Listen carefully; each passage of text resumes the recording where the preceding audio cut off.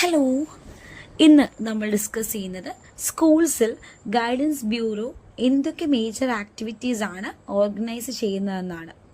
First thing, ഓറിയന്റേഷനിലൂടെ കുട്ടികൾ schools, courses, activities, facilities, staffs തുടങ്ങിയ എല്ലാ കാര്യങ്ങളെക്കുറിച്ചും ഫെമിലറൈസ് ആവുന്നു.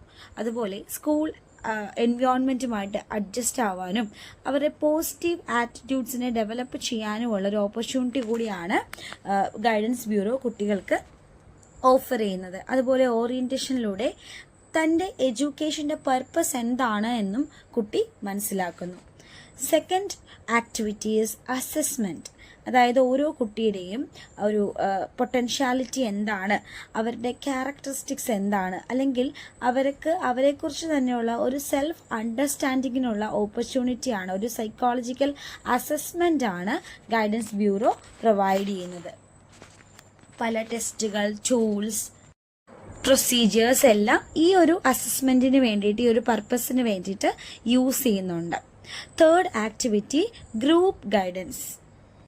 കുട്ടികളുടെ ഫിസിക്കൽ, എഡ്യൂക്കേഷണൽ, പേഴ്സണൽ, സോഷ്യൽ ഡെവലപ്മെൻറ്റിന് വേണ്ടിയിട്ടും കുട്ടികളുടെ ആ ഒരു എൻവയോൺമെൻറ്റുമായിട്ട് അഡ്ജസ്റ്റ് ചെയ്യാനുള്ള ആ ഒരു എബിലിറ്റിയെ പ്രൊമോട്ട് ചെയ്യാൻ വേണ്ടിയിട്ടും കുട്ടികളിലേക്ക് കരിയർ ഇൻഫർമേഷൻസ് കൊടുക്കുവാനും class talks, career talks, discussions, workshops, conferences, visit, exhibitions, role play തുടങ്ങിയ എല്ലാ കാര്യങ്ങളും കുട്ടികളിലേക്ക് എത്തിക്കുവാനും ഗൈഡൻസ് ബ്യൂറോ യൂസ് ചെയ്യാം. ഇത്തരത്തിൽ കുട്ടികൾക്ക് ഒരു ഗ്രൂപ്പ് ഗൈഡൻസ് നമുക്ക് അറ്റ് എ ടൈം കൊടുക്കാനായിട്ട് സാധിക്കുന്നുണ്ട്. Fourth activity is career information.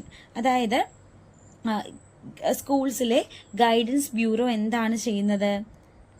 Factual ആയിട്ടുള്ള ഇൻഫർമേഷൻസിനെ കളക്ട് ചെയ്തുകൊണ്ട് കുട്ടികളിലേക്ക് വാലിഡ് ആയിട്ടുള്ള ഇൻഫർമേഷൻസ്, എന്ത് റിലേറ്റഡ് ആയിട്ടുള്ള കരിയർ ബേസ്ഡ് ആയിട്ടുള്ള ഇൻഫർമേഷൻസ് കുട്ടികളിലേക്ക് എത്തിക്കുന്നു.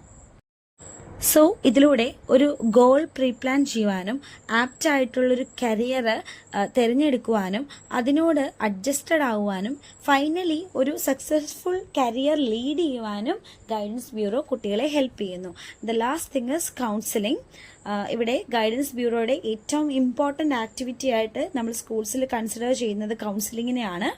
അതായത് കുട്ടികളുടെ നീഡ്സിനെ സാറ്റിസ്ഫൈ ചെയ്തുകൊണ്ട് അവരുടെ ഗ്രോത്തിനെ ഫോക്കസ് ചെയ്തുകൊണ്ടാണ് സ്കൂൾ തലങ്ങളിൽ കൗൺസിലിംഗ് പ്രൊവൈഡ് ചെയ്യുന്നത്.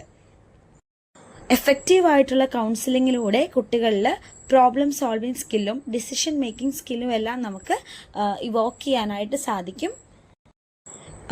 യൂഷ്വലി നമ്മൾ ഇൻഡിവിജ്വൽ സ്റ്റുഡൻസിന് അവരുടെ നീഡിനനുസരിച്ച്, അവരുടെ റിക്വയർമെൻറ്റിനനുസരിച്ചുള്ള ഗൈഡൻസും കൗൺസിലിങ്ങുമാണ് പ്രൊവൈഡ് ചെയ്യുന്നത്. അതുപോലെ ഒരു കോമൺ മാറ്ററാണ് നമുക്ക് ഡിസ്കസ് ചെയ്യേണ്ടതെങ്കിൽ നമ്മളൊരു ഗ്രൂപ്പ് കൗൺസിലിങ്ങും കുട്ടികൾക്ക് കൊടുക്കാറുണ്ട്. ഇനി നമ്മൾ നോക്കുന്നത് ഒരു സ്കൂളിൽ ഗൈഡൻസ് കമ്മിറ്റിയുടെ മറ്റ് സർവീസസ് എന്തൊക്കെയാണ് എന്നാണ്. First one is data collection. അതായത് ഇതൊരു സ്പെഷ്യലൈസ്ഡ് സർവീസാണ്. അതായത് കുട്ടികളുടെ abilities, interest, aptitude, scholastic achievements, personality traits, family background തുടങ്ങിയ എല്ലാ കാര്യങ്ങളെക്കുറിച്ചുമുള്ള ഡേറ്റ സ്കൂൾ ഗൈഡൻസ് സർവീസിലൂടെ നമുക്ക് കളക്ട് ചെയ്യാനായിട്ട് സാധിക്കും. ആൻഡ് ഇഫ് ഒരു കുട്ടിക്ക് അറ്റ് എ പോയിന്റ് ഒരു കൗൺസിലിംഗ് അല്ലെങ്കിൽ ഒരു ഗൈഡൻസ് വേണമെന്ന് തോന്നുകയാണെങ്കിൽ ഗൈഡൻസ് കൊടുക്കുന്ന മാസ്റ്ററിന് ഈ ഒരു ഡേറ്റയുടെ അടിസ്ഥാനത്തിൽ അവർക്ക് സ്യൂട്ടബിൾ ആയിട്ടുള്ള എഡ്യൂക്കേഷൻ അല്ലെങ്കിൽ വൊക്കേഷണൽ ഗൈഡൻസ് ആപ്റ്റ് മെത്തേഡിലൂടെ കൊടുക്കാനായിട്ട് സാധിക്കും. ഇതൊന്നുകൂടി എഫക്റ്റീവ് ആയിട്ടുള്ള ഒരു റിസൾട്ടാണ് കുട്ടികളിൽ കൊണ്ടുവരിക. Second thing is occupational information service. ഇന്ന് ജോബ് മാർക്കറ്റിൽ ഉള്ള വേരിയസ് ട്രെയിനിങ്സ് അല്ലെങ്കിൽ മറ്റ് എഡ്യൂക്കേഷണൽ കോഴ്സസിനെ കുറിച്ചുള്ള റിലയബിൾ ആയിട്ടുള്ള ഇൻഫോർമേഷൻസ് കുട്ടികളിലേക്ക് എത്തിക്കുക എന്നതാണ് ഗൈഡൻസ് സർവീസിൻ്റെ മറ്റൊരു എയിമായിട്ട് പറയുന്നത്. അതായത് ഇത്തരത്തിലുള്ള ഇൻഫർമേഷൻസ് ഗൈഡൻസ് സർവീസസിന് ഓഫീസസിൽ നിന്നോ അല്ലെങ്കിൽ അവിടുത്തെ മറ്റ് കോളേജസിൽ നിന്നോ എംപ്ലോയ്മെന്റ് എക്സ്ചേഞ്ചിൽ നിന്നോ സ്റ്റേറ്റ് ബ്യൂറോ ഓഫ് ഗൈഡൻസിൽ നിന്നോ റിക്രൂട്ടിംഗ് ഓഫീസസിൽ നിന്നോ ഒക്കെ കളക്ട് ചെയ്യാൻ സാധിക്കും. അതുപോലെ newses, information bulletins, journals, employment bulletins തുടങ്ങിയ എല്ലായിടങ്ങളിൽ നിന്നും ഇത്തരത്തിലുള്ള ഇൻഫർമേഷൻസ് ഗൈഡൻസ് സർവീസിന് കളക്ട് ചെയ്യാൻ സാധിക്കും. ആൻഡ് ഇത് കുട്ടികളിലേക്ക് ഒരു ടോക്കിലൂടെയോ കരിയർ കോൺഫറൻസിലൂടെയോ ഡെമോൺസ്ട്രേഷനിലൂടെയോ നോട്ടീസിലൂടെയോ പാംപ്ലെറ്റിലൂടെയോ ഒക്കെ എല്ലാം കുട്ടികളിലേക്ക് നമുക്ക് എത്തിക്കാനായിട്ട് സാധിക്കും. And the third service is students welfare service. ഇവിടെ എന്താണ്, പല ടീച്ചർ പാരന്റ് അസോസിയേഷനോ ലയൺസ് ക്ലബ്ബോ റോട്ടറി ക്ലബ്ബോ എല്ലാം കുട്ടികൾക്ക് വേണ്ടിയിട്ടുള്ള സ്പെഷ്യലൈസ്ഡ് സർവീസസുകൾ ഓർഗനൈസ് ചെയ്യാറുണ്ട്. Like medical aid, economic help etcetera. So ഇതിനെക്കുറിച്ച് കുട്ടികളെ അവെയർ ആക്കുക, കുട്ടികളെ അറിയിക്കുക തുടങ്ങിയ കാര്യങ്ങളാണ് ഈ ഒരു സർവീസിൽ വരുന്നത്. Fourth service is counselling service. കുട്ടികളുടെ നീഡ്സിനും റിക്വയർമെന്റിനും അനുസരിച്ച് കുട്ടികൾക്ക് കൊടുക്കുന്ന പേഴ്സണൽ ആൻഡ് ഇൻഡിവിജ്വൽ ഗൈഡൻസ് ആണ് കൗൺസിലിംഗ് എന്ന് പറയുന്നത്. എഡ്യൂക്കേഷണൽ, വൊക്കേഷണൽ, പേഴ്സണൽ പ്രോബ്ലംസിനെ കറക്റ്റായിട്ട് മനസ്സിലാക്കി അതിനെ ഒഴിവാക്കാനുള്ള ടിപ്സുകളാണ് കൂടുതലും ഇവിടെ കൗൺസിലർ കുട്ടികൾക്ക് പ്രൊവൈഡ് ചെയ്യുന്നത്. ആൻഡ് ഈ ഒരു എഫക്റ്റീവ് കമ്മ്യൂണിക്കേഷൻ പോസിബിൾ ആകണമെങ്കിൽ ഒരു നോൺ ജഡ്ജ്മെന്റൽ ആയിട്ടുള്ള മെന്റാലിറ്റി ആയിരിക്കണം കൗൺസിലറിന് ഇവിടെ വേണ്ടത്. കുട്ടികളുമായിട്ട് ഒരു റിലേഷൻഷിപ്പ്, ഒരു ഫ്രണ്ട്ലി റിലേഷൻഷിപ്പ് എസ്റ്റാബ്ലിഷ് ചെയ്യാനായിട്ട് സാധിക്കണം. ഒരു കോപ്പറേറ്റീവ് അറ്റ്മോസ്ഫിയറിൽ നിന്നുകൊണ്ട് കുട്ടികളുടെ പ്രശ്നത്തെ മനസ്സിലാക്കി അവർക്ക് വേണ്ട ഗൈഡൻസ് ഓർ കൗൺസിലിംഗ് കൊടുക്കുവാനായിട്ട് ഗൈഡൻസ് മാസ്റ്ററിന് ഇവിടെ കഴിയണം. അഞ്ചാമത്തെ സർവീസാണ് പ്ലേസ്മെന്റ് സർവീസ്. അതായത് കുട്ടികൾക്ക് അവരുടെ ഒരു എംപ്ലോയ്മെന്റ് ഒബ്ടെയിൻ ചെയ്യാനുള്ള ഒരു സർവീസാണ് ഇതിലൂടെ ഉദ്ദേശിക്കുന്നത്. Sixth services follow up service.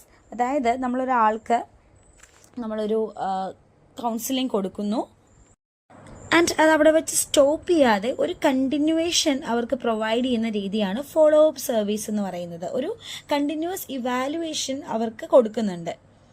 സ്കൂൾസിൽ കൊടുക്കുന്ന ഗൈഡൻസ് അല്ലെങ്കിൽ കൗൺസിലിംഗ് സർവീസിന്റെ സക്സസ്ഫുൾ ആയോ അത് എന്ന് ഇവാലുവേറ്റ് ചെയ്യുന്ന ഒരു പ്രോസസ്സ് കൂടിയാണ് ഈ ഒരു ഫോളോ അപ്പ് സർവീസ് എന്ന് പറയുന്നത്.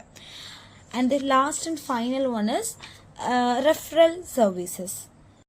ഒരു കൗൺസിലറിനെ കൊണ്ട് മാറ്റാൻ സാധിക്കാത്ത പ്രശ്നങ്ങളെ മറ്റൊരു വ്യക്തിയിലേക്ക് നമ്മൾ റെഫർ ചെയ്തുകൊണ്ട് അല്ലെങ്കിൽ ഒരു എക്സ്പേർട്ട് അസിസ്റ്റൻസിന് വേണ്ടിയിട്ട് ക്ലയൻറ്റിനെ നമ്മൾ വിടുന്ന ഒരു പ്രോസസ്സാണ് റെഫറൽ സർവീസ് എന്ന് പറയുന്നത്. നമ്മൾ റെഫർ ചെയ്യുകയാണ് മറ്റൊരാൾക്ക്, ഈ ഒരു കേസ് നമ്മൾ റെഫർ ചെയ്യുകയാണ്. ഒരു സ്പെഷ്യൽ എക്സ്പെർട്ടൈസിൻ്റെ അടുത്തേക്കോ അല്ലെങ്കിൽ ഒരു നെക്സ്റ്റ് ലെവൽ, ഒരു ഹയർ ലെവൽ ട്രെയിനിയുടെ അടുത്തേക്കോ നമ്മൾ ഈ ഒരു ക്ലയൻറ്റിനെ വിട്ട് കൊടുക്കുന്ന ഒരു സ്റ്റേജാണിത്.